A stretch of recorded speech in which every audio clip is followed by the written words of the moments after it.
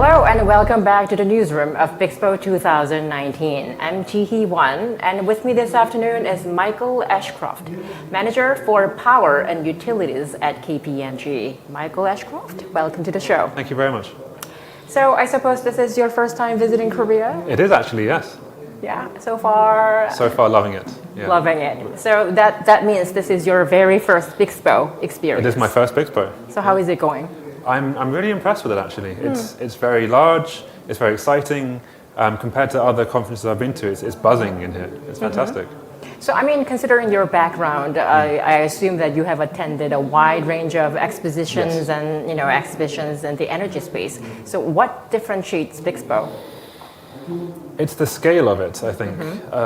It feels like there's a lot going on in here. So normally in conferences you walk around and it's a little bit quiet, whereas here I'm pushing my way through people to get to see the exhibitions. Wonderful. One really big difference actually is I've seen a bunch of school kids walking around, and I've never seen that before in any other conference. Seeing a line of school children waiting to look at an exhibition is wonderful to see. I see. So, I mean, this is still the second day, and we have one more day to go, but what has sort of stood out the most so far? So, I'm going to say two things, if that's okay. So, I really enjoyed the opening ceremony yesterday with the KEPCO CEO talking about the importance of this event as part of their wider focus on the transformation of the energy system. It really felt like he believed what he was saying, and that really matters to me when I come to an event like this to see that he believes his own message. And I really see it reflected here at Bixpo. I also really enjoyed this morning's Energy Leaders Summit. Just the other talks were amazing, and it's so well choreographed as well. It's been a wonderful, smooth experience. And I believe your talk was amazing as well. Thank you very much. I can't say that though. But So, I mean, not all of our viewers had a pleasure of attending your lecture or presentation. So would you please summarize the content perhaps? Sure. So it was about digital transformation in energy, and I focused on the role of data in enabling certain possible features, particularly around electric vehicles. So I don't know how many electric vehicles you have here in Korea, but in the future you're going to have to manage how they charge, when they charge, and the kind of behavior of the drivers and interacting with the power system. So I was talking through one possible feature and hoping that would connect with the audience as to how they should now think about how they run their organizations and how they adapt to that future. I suppose the EV market is sort of booming at the moment because Mercedes-Benz came out with a EV vehicle recently, and that has garnered a lot of attention in the Korean market. So I think they still have a long way to go, but it's getting there. Also, as the manager of power and utilities, what type of opportunities are you looking for at Bixpo in specific and also in Korea overall?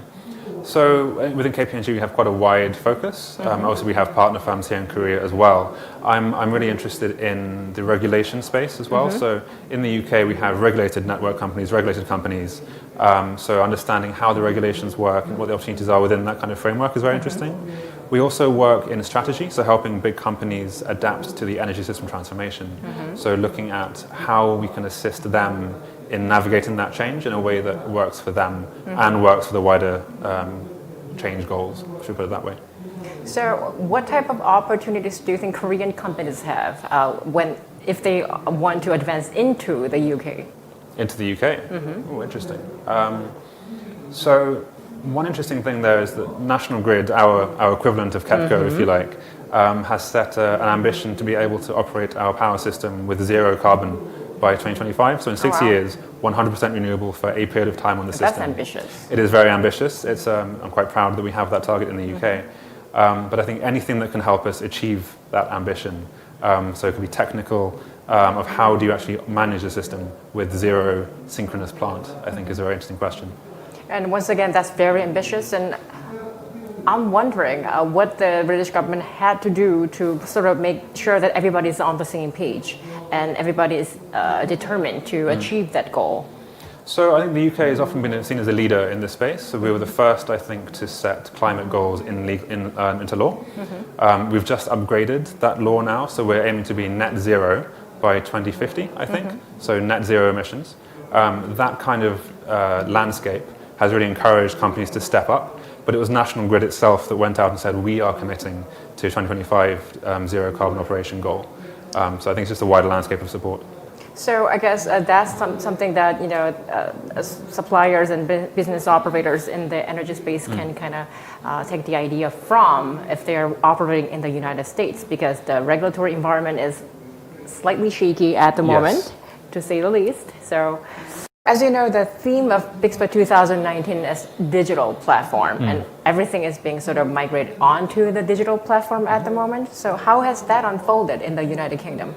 Sure. So I think we're seeing a transition in the way that companies connect to the system, essentially. So in the old days, we had a small number of large connections to the system. Now we're moving to a distributed world where we have a very large number of small connections. So into that space are stepping in what we call aggregators, who are taking the place of the in-between position, allowing everyone to connect to them, and then they facilitate the wider connection to the, say, national grid and the distribution companies. And that's all taking place on digital platforms.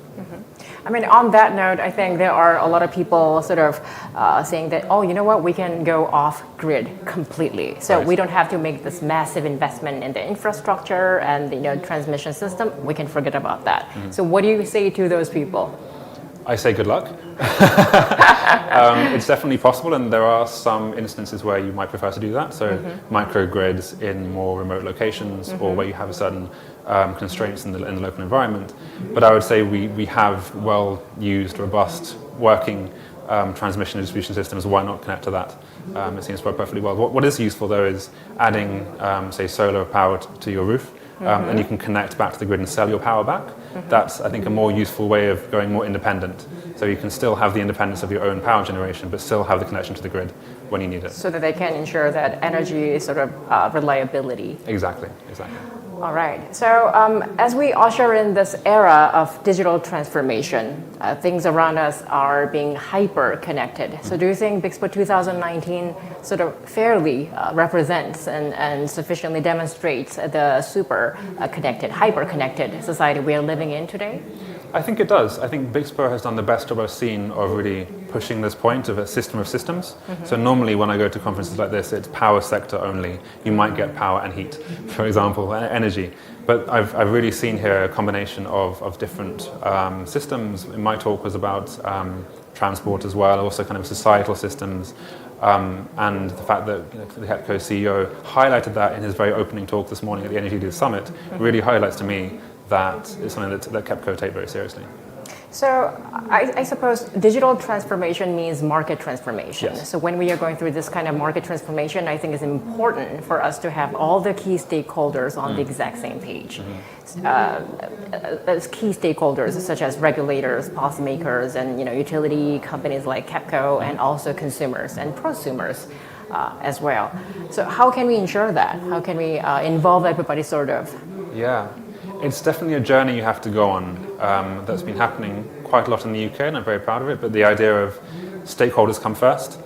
So most big decisions now go through consultations, panel discussion, expert advisory groups, that kind of thing. And the more that you can reach out to the right people at the right time and take them on the right kind of process, the more likely you are to come to an answer that is the right answer and that everyone buys into. The danger is that you'll go off on your own and do something and then realize that someone didn't want you to do that, or it doesn't work the right way. The global energy industry is going through this mega shift at the moment. Yes. So what type of energy paradigm shift have you witnessed in the United Kingdom? So I think it really is that shift towards the amount of decarbonisation that we're seeing in the UK has gone very quickly. So we are going to have no coal left on the system by 2025. We are hoping to operate a zero carbon grid by that time. And all the things that have to happen to facilitate that working is the transition we're talking about. So it's all the platforms, it's the regulation, it's the investment, it's the involvement of startups. All of these things, it is happening. So it really is changing the way we see how energy works, honestly. So when we are going through that kind of paradigm shift, obviously the emergence of new technologies has a lot to do with that as well. So what do you think is the quintessential next generation technology that's going to play a major role in the energy space? So I think it comes back to data, actually, from today's discussions. It comes down to visibility of what's happening in the grid. So for most network operators, I think around the world, there's a difficulty in seeing down into the system. So even distribution network companies might not know where all the solar panels are, for example, or where all the electric vehicles are and where they might charge. But once you have insight into what they're doing, when they're doing it, when they might do it, you can start forecasting it. Then suddenly all of this smart system stuff starts becoming exciting and interesting. And I think we're now on that transition from the old world of centrally planned one-way power flows, active generation and passive consumers. We're now going to a world where it's fully dynamic on both sides, and the data that will enable that is very exciting. That's very exciting indeed. So before we wrap up this interview, do you have any thoughts or comments you would like to share with our viewers? Sure. I mean, all to say is that I've really enjoyed my time here at Bixpo. I'm looking forward to exploring Seoul for a couple of days after this. And it seems like Korea is making amazing progress in this space, so please keep up the good work. Thank you so much for Thank your you. time That and was fun. coming on the show.